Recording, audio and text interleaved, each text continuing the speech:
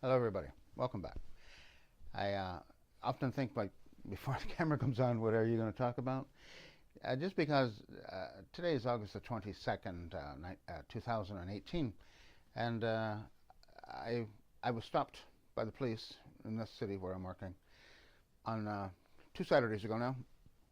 A woman came to my car early in the morning, about 9 a.m., and she says on her computer, it says I don't have a driver's license.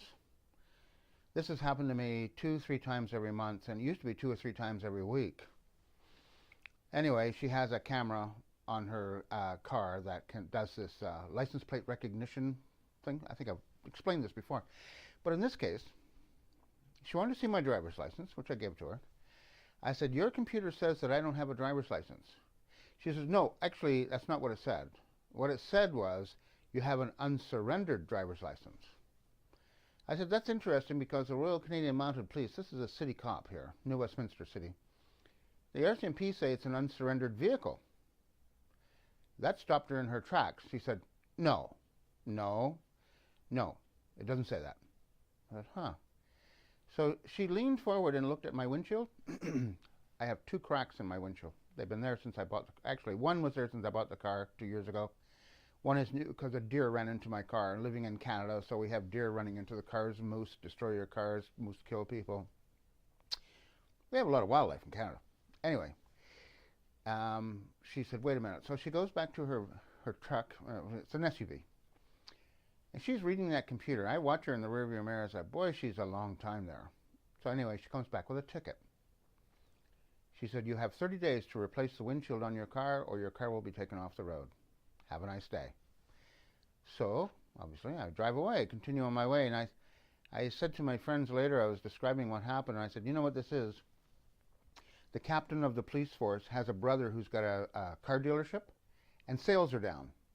Because on that day, that Saturday, 2 weeks ago, there were so many cars getting stopped on the streets in New Westminster. Tickets were getting, you got to do a lot of repairs to your cars, right? So people are looking at their car that they've been driving for maybe it's 10 years, possibly, or maybe even 6, because a lot of new cars have got cracked windshields. And they're thinking, well, maybe I should go to the car dealership and buy another car. And the captain's brother gets more money, or his sister, perhaps. I shouldn't have been sexist about it. So anyway, let's move on, because this fascism system that we're living under in Canada, we cannot protect ourselves. We have no rights in Canada. I keep saying this. In the United States, I watched a lawyer on YouTube discuss the Fifth Amendment in the United States, and he kept saying, as a lawyer, he said, you may not speak to the police for any reason. You may not give them any, the only thing you have to do, this would be interesting to try, is give them your full name and date of birth. And I believe that's all. Cops take orders from their captain. They've got stuff to do. And since we don't have rights, they may do anything. There is no limit, I can tell you. I have 2 letters on my desk. The Law Society of British Columbia, which is the umbrella group that all lawyers have to work under. I have several outstanding cases in the BC Supreme Court Civil Division.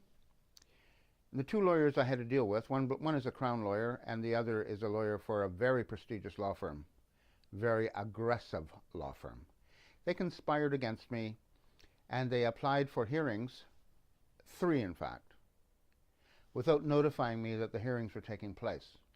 So the judge, I didn't get a fine yet, I haven't been arrested yet, made decisions on these applications for the courtroom, and I have never been there.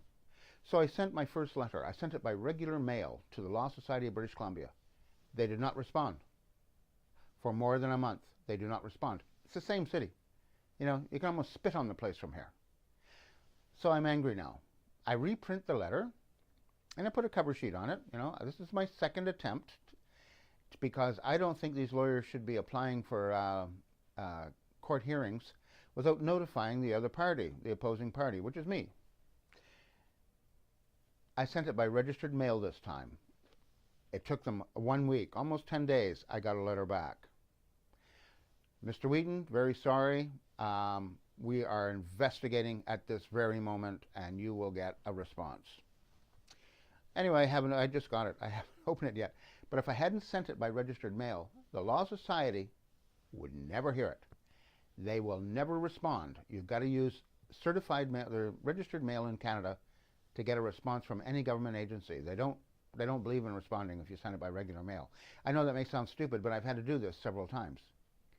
They just complain, well, we didn't hear from you, the dog ate it, my cat ran away with it, or something like that. It's unbelievable in Canada what we have to live through. It is totally unbelievable.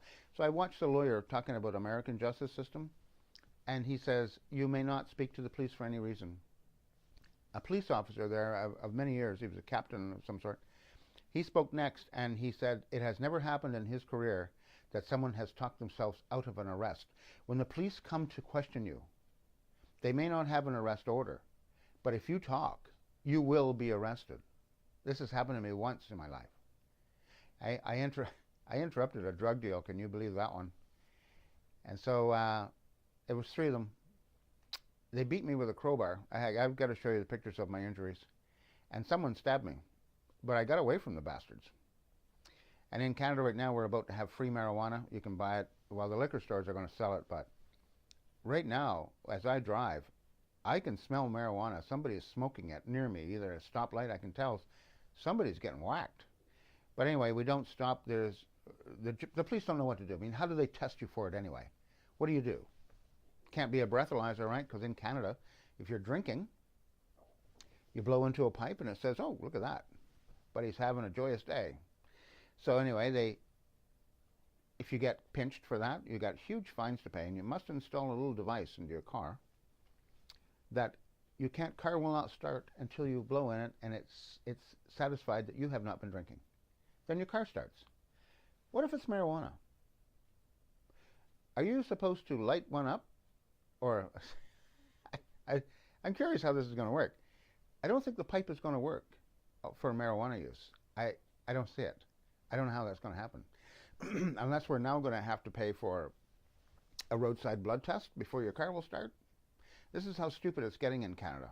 Totally out of control. I'm not a fan of pot. I'm going to tell you right now.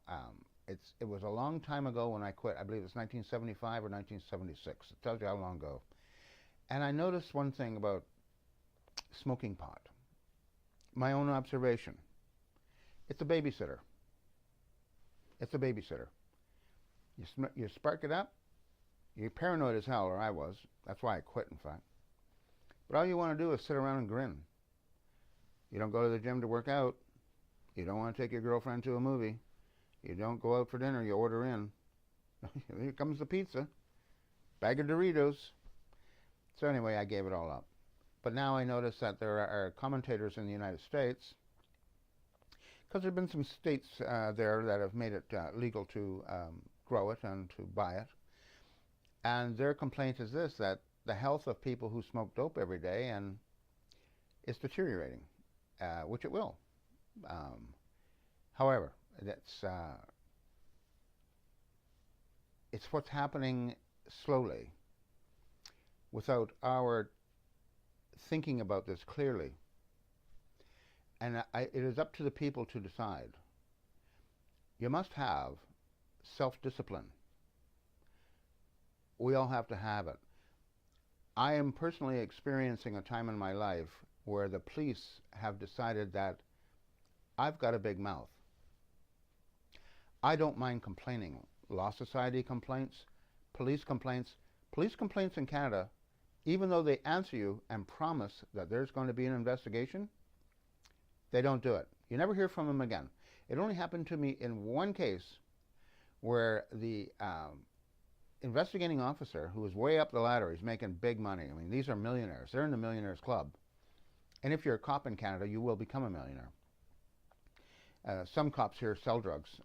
There was a guy caught recently in Vancouver, bordering city here. And they asked him why he was a drug seller, and he said, well, I'm bored. I'm bored with my job, and he's downtown on the streets, and he says, you know, I like that street action. I like it. And he's walking around in a cop's uniform, and who wouldn't buy from him?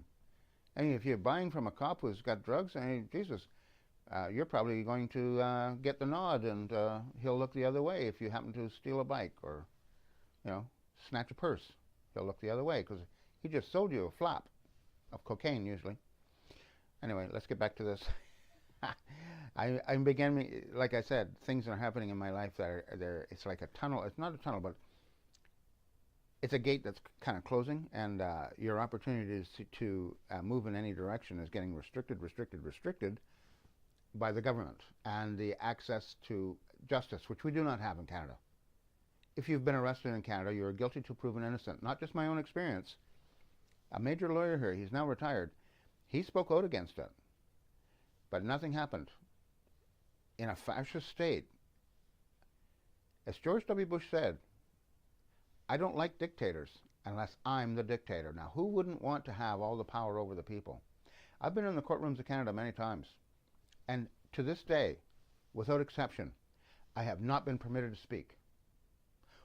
I only on one occasion had a document to show my innocence to the allegation made against me by the Crown. This is what the government of Canada has done to the Crown. The government of Canada has changed. It doesn't discover, it doesn't, in Canada, if you take a case against the government and you seek redress, you seek justice, you can't say Government of Canada. You can't say that. You have to say Regina. Now, Regina is the abbreviation for the Queen of England. And I don't know if England is even aware that this is what we do in Canada. In the United States, you would say the government of the United States. And in England, though, it's Regina as well. But in England, when judges make decisions, they can make an order to the Crown, and the Crown must obey the order, same as I have to obey orders from judges. But in Canada, the Crown is not required to obey the order. In fact, a judge cannot order the Crown in Canada to do anything. The judge has to word their decision, I suggest, to the Crown. And that's all they can do. In my case, it is an order. It is not a suggestion. The judge will not suggest to you to do anything.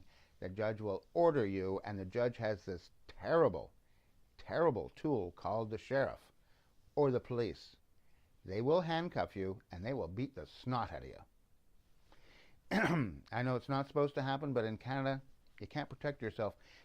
We have a group here. My lawyer friend used to work for them. They're called they're not border security, they're called immigration and border control or something like that. It has happened in Canada, and more than once. People who get handcuffed after an interrogation die, and there cannot be an investigation about their death. That's a fascist state. That's a dictatorship. Jojo Stalin in Russia, he showed us what dictators were like. He killed far more people than the whole Second World War. He wiped out most of the Ukraine. They came to Canada and they farmed here, and they're on the prairies in Canada because Jojo was a despot. And now our new ruler, Justin Trudeau, the son of a former Prime Minister of Canada who wrote the Constitution of Canada, when he comes under criticism in a public place, if somebody shouts at him, he turns around and calls them a racist. And that gets them ignored. And the problem that we have in this country is the prime ministers appoint people to a group called the Senate here. None of them are elected. And every journalist in Canada wants to be in the Senate. And if you're a journalist in Canada, your chances of becoming the Governor General are really, really good. The government seems to like to give journalists this plum, a cherry. It's to reward you for being nice to them when there's criticism. And it's a long story. I know I'm babbling on here. I've got to get going. I just want to keep trying to warn people, but it feels like there's a vice on each side of your head and somebody's screwing it tighter and tighter.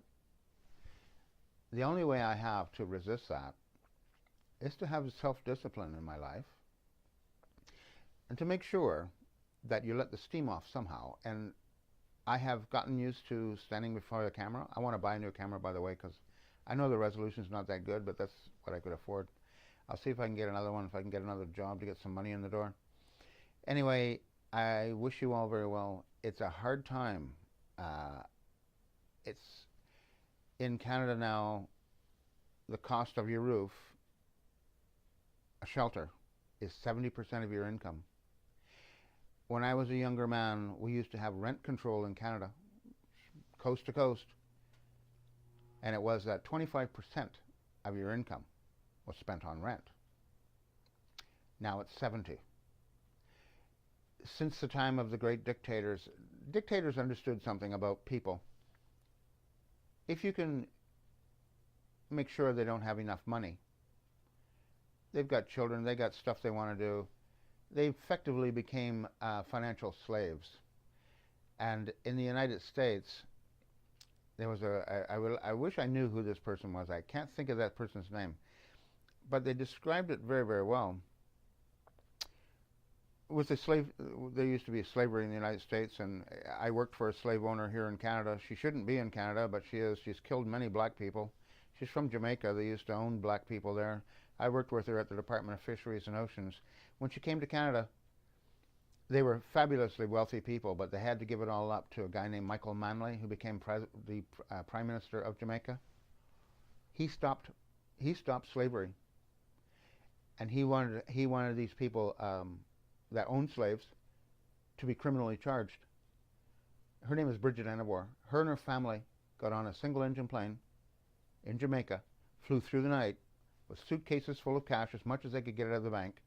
They're on the run. They landed in Miami. The United States government didn't like having slave owners on their soil, because the United States government has a little bit of a problem with slavery in their history, and they don't want to see it come back. So what happened to them? They sent them on to Toronto, Canada. We're kind of like a dumping ground, which we are. They landed very well. They didn't like Toronto because it was cool, so they came here to Vancouver, where I'm working. It had the best climate. She got a job where I used to work, J.O. Thomas and Associates. She was a lab worker. She had a high school diploma, I believe. She may not even have had that, actually, from Jamaica. She made a very fortuitous meeting with an old man at the Department of Fisheries and Oceans who really liked her because she's a drinker, Jamaican rum 151, and she likes sex. And this old man spied that out right away, so he convinced her that she should become a biologist. So he had her register at the University of British Columbia. Department of Fisheries and Oceans picked up the tab. She doesn't work there. She doesn't work for the government of Canada. They paid her to go there for 6 years. She got a Bachelor of Science degree in biology, of course, master's degree in biology. Her dissertation, she did something very interesting in her master's program. She fed young fish, young salmon, an element on the periodic table. It's a, forgotten now what it's called. It's in the lower, it's a very heavy metal. And put it in their food, so it went into their scales. And when they were returning, they blasted the scales with, I forgot now what it's called. I should have thought about this. And they could see it on a spectroscope, this blip. So her dissertation was at the University of British Columbia. Lots of biologists came, and a biologist from the United States, from Seattle, came up here. He listened to her talk, and then when it was question time, he stood up and he said, "Are you aware in Canada that chemical that you have used, when ingested, causes cancer 100% of the time?"